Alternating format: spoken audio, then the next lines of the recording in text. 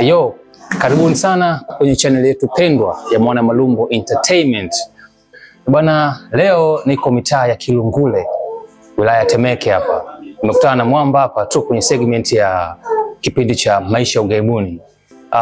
Atajitambulisha mwenyewe kwa majina yake na tunataka tufahamu ilikuwaje, ametokaje Bongo mpaka kaenda zake ughaibuni. Sijajua ni nchi gani alikuwa ameelekea, lakini sisi tunachoangazia ni maisha ya mtu yoyote yule ambaye Mtanzania lakini anaishi amewahi kuishi nje ya nchi ya Tanzania.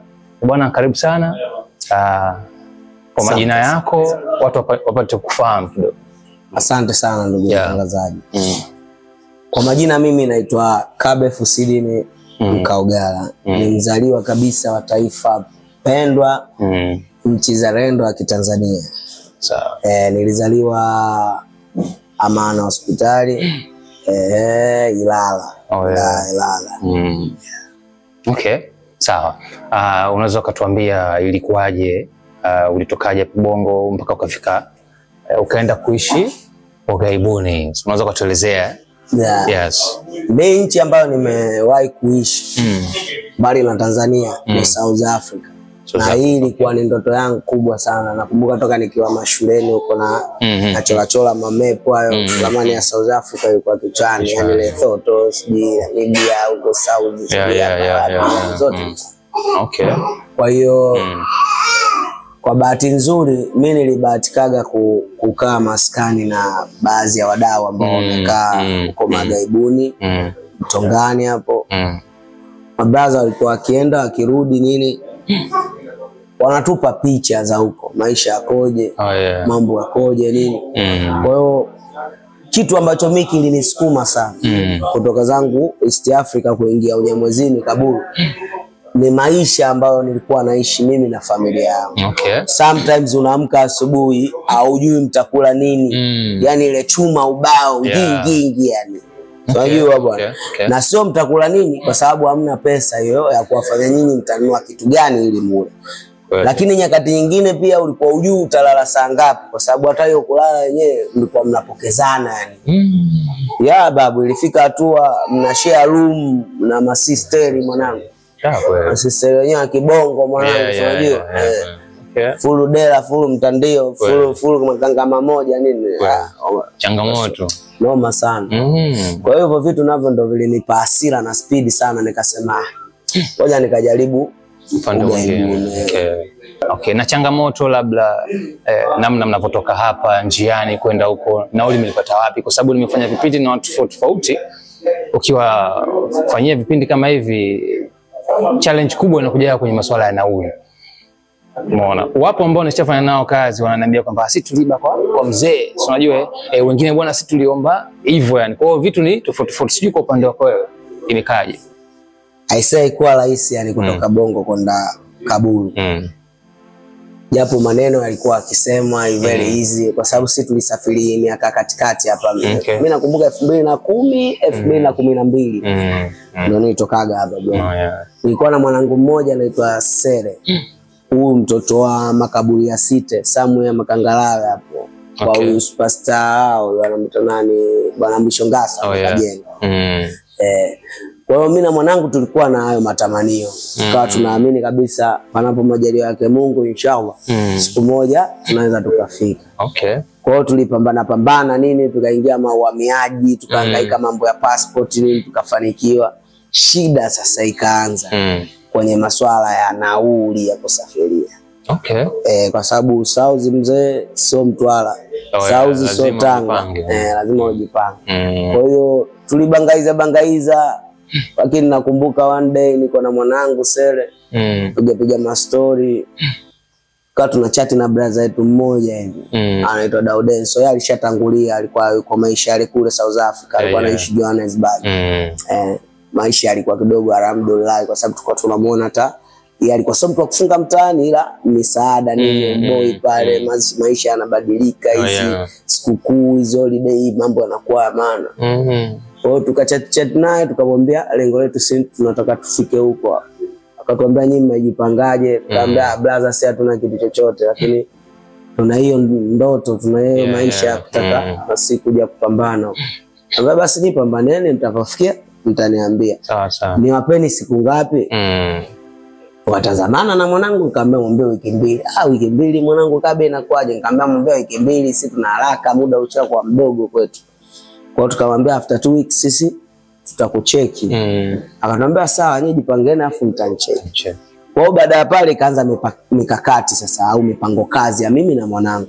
Namna gani tutaweza kupata hiyo hela ili kusudi tumchane brother Daudenso aweze kututumia pake nyingine iliyobaki, maisha mengine yaendelee. Kabisa. Kwa hiyo tulizunguka huku na huko, lakini mwanangu kaja na wazo, mimi na kauli mikango pale, mwanangu kachabaga bike changu kale tukauza kwenye used sijui nini, kagodoro fulani cha ulimi ambacho kama ukisema siku nawahi kulala mapema, ukilala ile saa 4 saa 3 ukiamka saa 4 asubuhi lazima usikie mgongo unauma.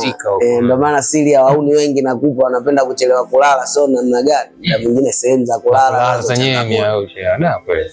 Kwa hiyo nikapiga hesabu na mimi ghetto pale nilikuwa na kaboda changu kamini sabufa fulani.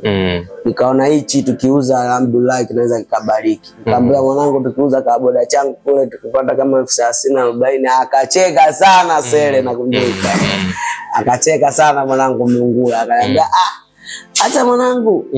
Yaani 40-30 hatujafika hata nusu ya nauli ya kwenda huko.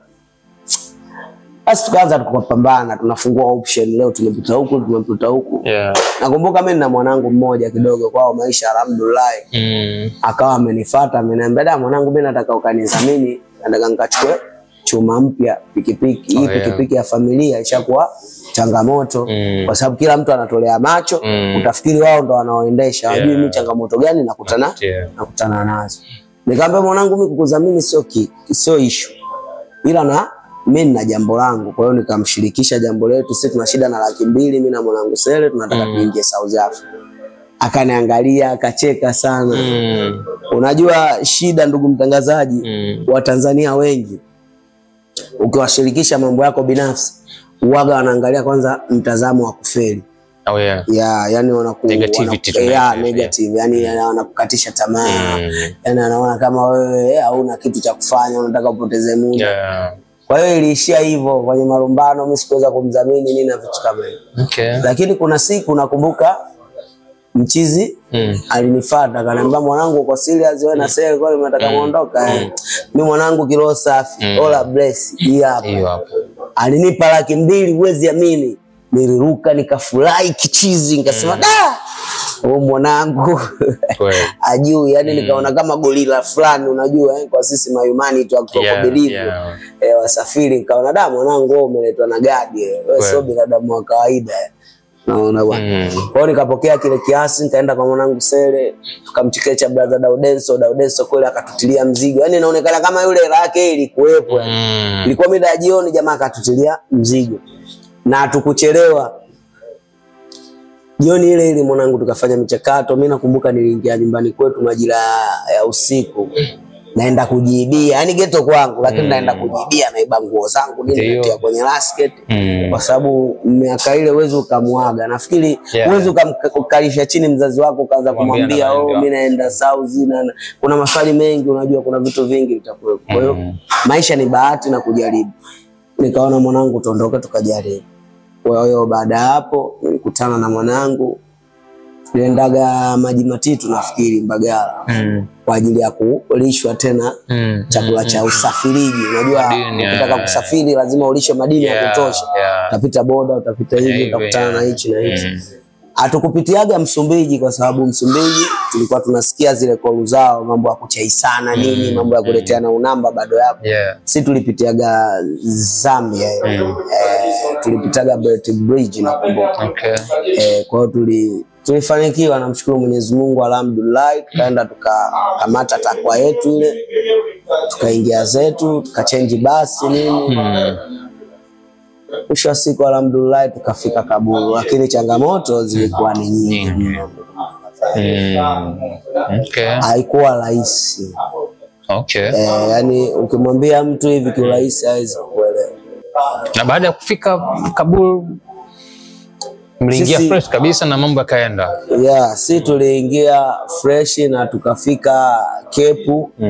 kwa sababu Daudenso kuna mtu alituconnect kwamba yeye ndo atatupokea na baadaye tukijeni naye ndo tutakutana na yeye. Anaonekana yeye kule tayari kwa big fish, sio watu wako. Brother, cha ajabu siku ambayo tumefika tunampigia simu ule mchizi apatikani hewani.